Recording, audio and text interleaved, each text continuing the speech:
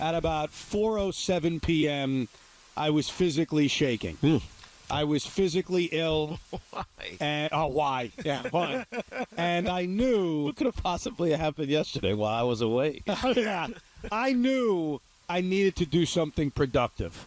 So right after the clock hit 0 and the New York Jets decided to kick us all collectively in the groin, I went outside and I played baseball with my sons. Because I knew That's nice. I needed to do something to get my mind off what I just witnessed. And accidentally, I drill jet with the very first pitch. I didn't even mean to, but that's how screwed up I was. And as I stood there for 25 minutes playing baseball with my kids, there was only one word that kept popping into my head. Which was? How? How? How did this happen? How did the New York Jets... First of all, how did we become fans of this stinking franchise? Let's start with that. How? How did it happen to me? Blame your fathers? I blame all of them. I blame all of my dads, all of my moms, and I don't mean just me. I only have one dad and one mom. By the way, but all of us. You had a choice. I didn't have a choice. When you were, 8, you had a choice. I didn't have a choice. Okay, when you were 10, you had a choice. I never had a choice. When you were 12, you had a choice. Never had a choice. When you got to high school, you had a choice. Never. When you went to college, well, you didn't go to college, but when you got of college age, you had a choice. Yeah, I had a choice. You could have changed. I could have. You could have amended the path that your father sits you down on and become a Giant fan or a Bills fan or a Miami Dolphin fan or a Pittsburgh Steelers fan or, dare I say, a Cowboys fan. No, thank you. You could have done anything but stick with the mediocrity, yet here you are. Mediocrity. Yes. That would be an upgrade, by the way. Oh, well, yeah. Yeah. You think so? Record-wise, but I'm just saying, this all comes back to the decision that was made 2 years ago to bring in Aaron Rodgers. And we all know it. The sky was the limit. This beautiful day as we look out over Yankee Stadium. It's so gorgeous. This would have felt like when Aaron Rodgers came to the New York Jets. But Jet fans and maybe the Jet organization failed to calculate that as a 39, soon-to-be 40-year-old man who is really good at football and had the ability to do amazing things, at some point that wanes.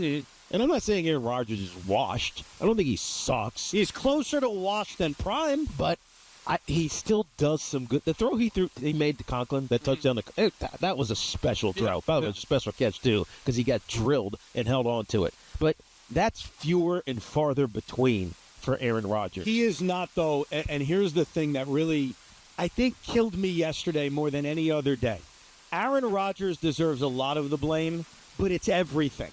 It's everything about this franchise. Like, when you think back to the 3 hours we all wasted on a beautiful Sunday afternoon. I didn't. I wasted about 45 minutes watching it on replay. Good for you. We're all very jealous. We should all be broadcasters and watch other teams' quarterbacks quit on the field and then get to go watch the Jets in 45 minutes. But as I sat there for 3 hours, I saw the season flash before my eyes. Yeah. Because that was the death of a season kind of loss, which we all know. And there was so many things. Like, I'm sitting there early in this game thinking, how does a functioning franchise use all 3 timeouts in the first quarter? How?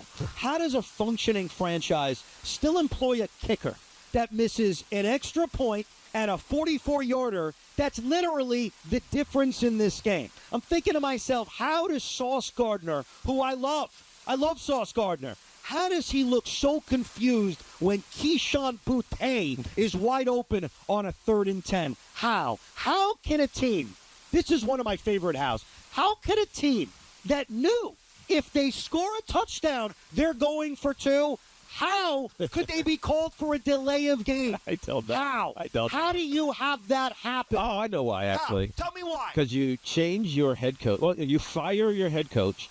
You bring in a defensive coordinator who's never been a head coach, even though he did do it at the Senior Bowl. Let's give him some credit. That doesn't count. And I love Jeff Ulbrich, and I think he's put in a terrible situation. I was going to say a bad word there. I'm glad I caught myself. But he's in a bad situation because he doesn't know how to head coach yet. He's learning on the job in the most critical moment of the season for the Jets.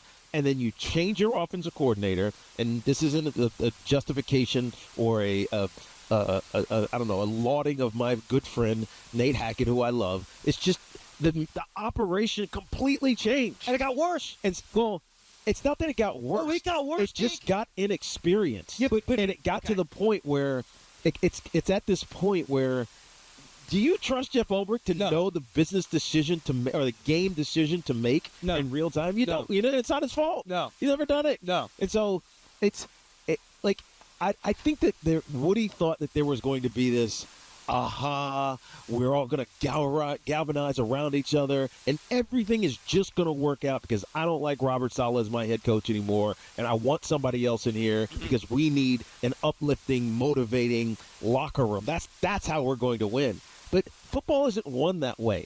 Football is won by doing the little tiny things correctly. You know that 3rd and 4 play decision you make, and then maybe you got a 4th down decision or a goal-to-goal situation, or in this case, a 2-point conversion situation. You got to be perfect in executing. They're not perfect. They're bad at everything.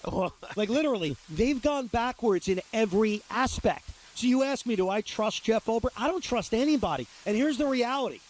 They've gotten worse since they made the coaching decision. They've gotten worse. And the hows, which I continue to ask throughout this miserable game to the Patriots, they got worse too.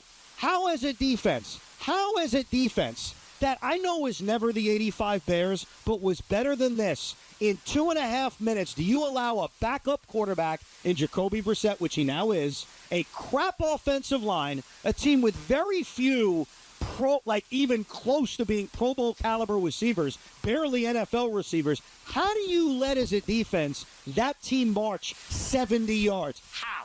How do you let the Patriots convert on a 3rd and 10, a 3rd and 9, and then take your pick, whether it was the 3rd and 5 or the 4th and 1? How? How do you allow all of that to happen? And how, and this is the ultimate, how do you lose on a Sunday afternoon to that football team? That can't happen. Yeah. You can make a lot of the mistakes you talked about, a lot of the mistakes I'm screaming about. What can happen at the end of the day when the clock hits 000 is you can't lose to that team.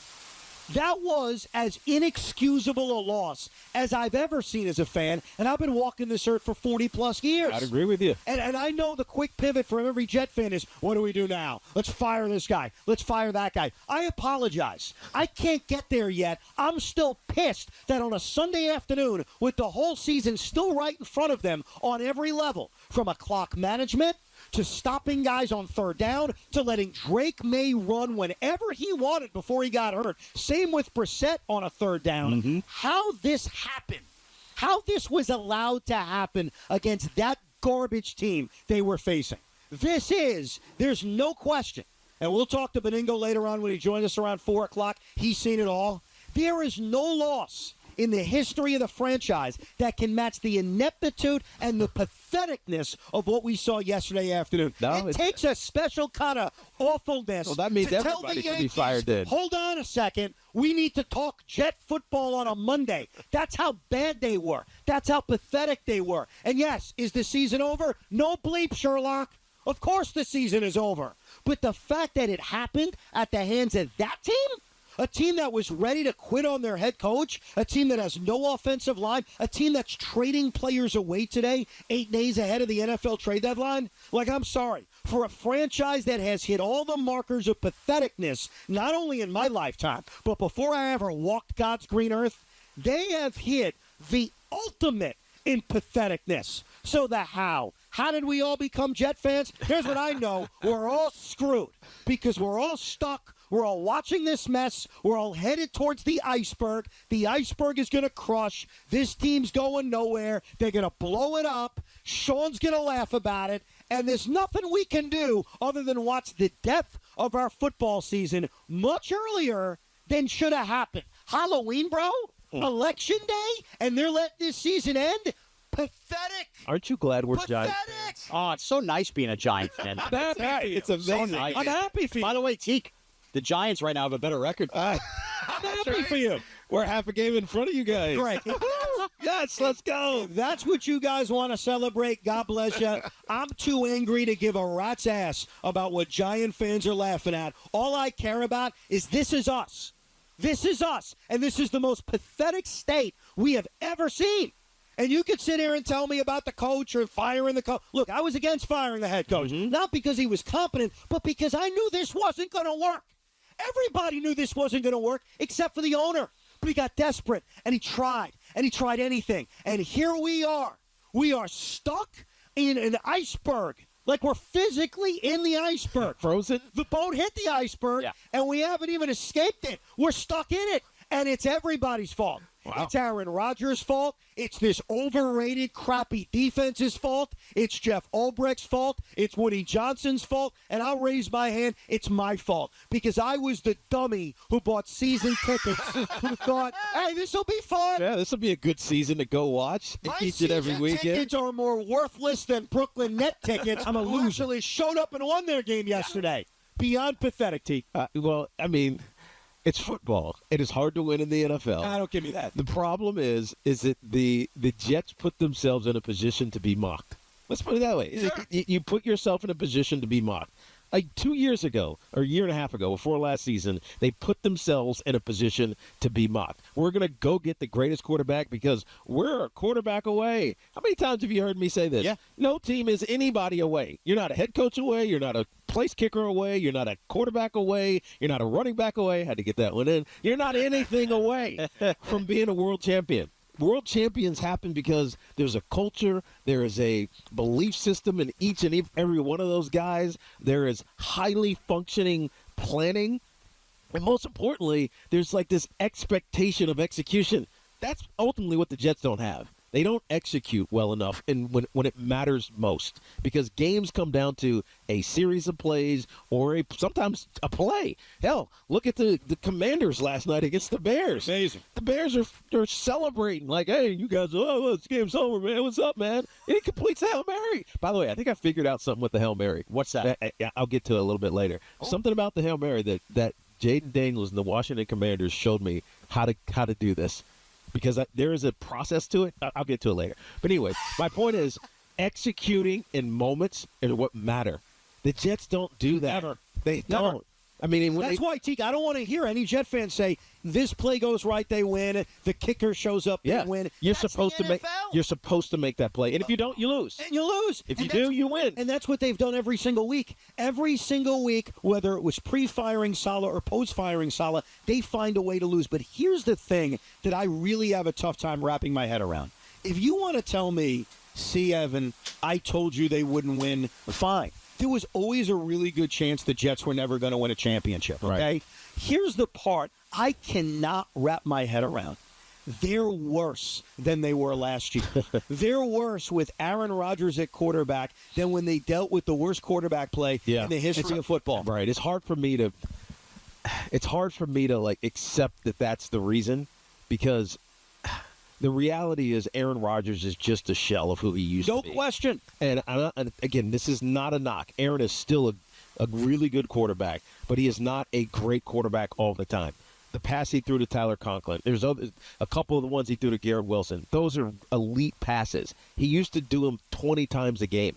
Now he gets it 4 or 5 times a game. And so he can't move. He can't extend plays. He's not doing the things that made Aaron Rodgers an MVP Aaron Rodgers. And so he's a static, good thrower of the ball, and it's all upper body. It's all upper body. When was the last time you seen him use his legs to throw a ball? A couple of weeks ago. The last time it was against the Patriots. Right. It was the game at MetLife Stadium in which he felt like I don't want to say prime Aaron Rodgers, but he showed more signs of prime Aaron Rodgers. He moved a lot. You're right. His hips were involved. Now it's just like it's all arm throws. And those things, I mean, it's hard to be accurate when you just throw with your arms. Go lock your bottom of your body in cement and try to throw accurate balls 40 yards downfield. It's not going to happen. And so he just doesn't have that extra oomph that he used to. And I think too much of the Jets' faith has been put in him being superstar Aaron Rodgers, and he's not superstar Aaron Rodgers. He's not. And right now, the Jets they've done something that I thought was impossible. Like, as Jet fans deep in our soul, I know, Sean, you argue with cocky Jet fans. What I've tried to tell you is most of us are broken. Most of us have been broken for a very long time. And deep down, like you hear it from Joe even when he's excited. You hear it from me even when I'm excited. At the end of the day, we know bad stuff's going to happen. But what stuns me is how bad the stuff occurred so early in the season. It's October 28th. The Yankees are about to play Game 3 of the World Series, and the New York Jets are dead.